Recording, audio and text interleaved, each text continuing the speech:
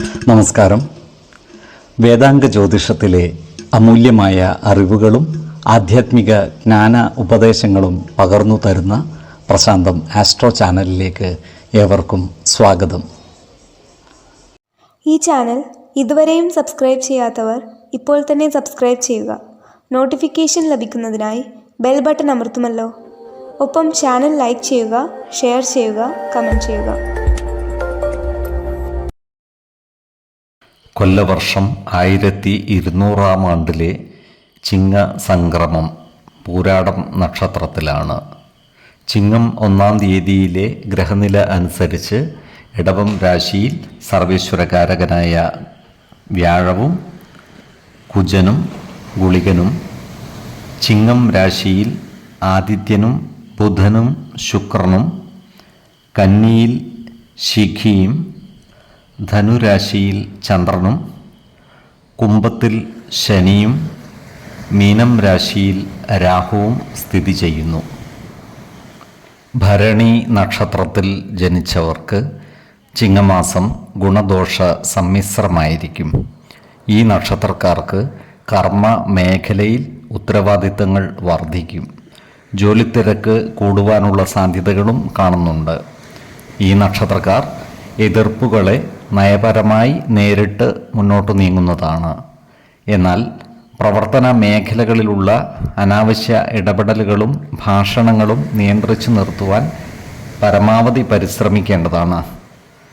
ഈ നക്ഷത്രക്കാർക്ക് അപ്രതീക്ഷിതമായ ജോലി സ്ഥലം മാറ്റം വന്നുചേരുവാനുള്ള സാധ്യതകളും കാണുന്നുണ്ട്.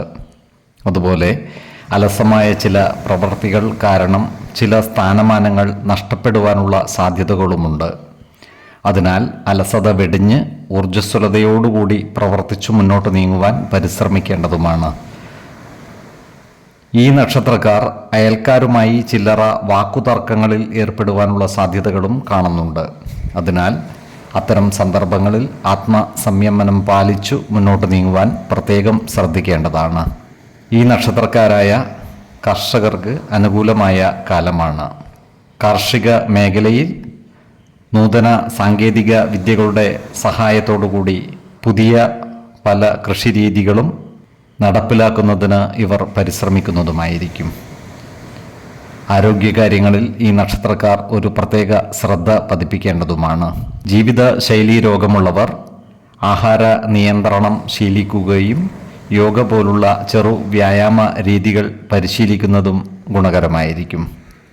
അതുപോലെ തന്നെ ഇവർ സന്താനങ്ങളുടെ ആരോഗ്യകാര്യത്തിലും ഒരു പ്രത്യേക ശ്രദ്ധ പുലർത്തുന്നത് നല്ലതായിരിക്കും. 2, 14, 27 തീയതികൾ അനുകൂലമാണ്.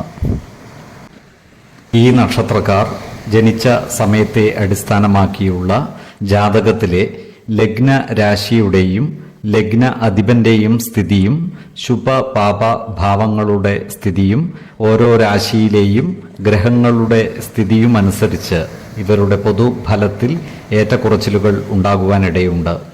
കുടുംബ ദേവതകളെയും ഇഷ്ടദേവതകളെയും ഉപാസിക്കുന്നത് ഇവർക്ക് ആയുരാരോഗ്യ സൗഖ്യമേകും. ഇഷ്ടദേവതാ മന്ത്രം 108 തവണ ദിനംതോറും ലിഖിത ജപം ചെയ്തു വരുന്നത് ഇവർക്ക് സർവ ഐശ്വര്യങ്ങളുമേകും. നല്ല വ്യക്തി സാധനകളോടെയും ഉപാസനകളോടെയും മുന്നേറിയാൽ സർവേശ്വരാനുഗ്രഹത്താൽ ഇവരുടെ സർവകാര്യങ്ങളും മംഗളകരമാകും. നന്ദി, നമസ്കാരം. ജ്യോതിഷരത്നം പ്രശാന്ത് കണ്ണോം.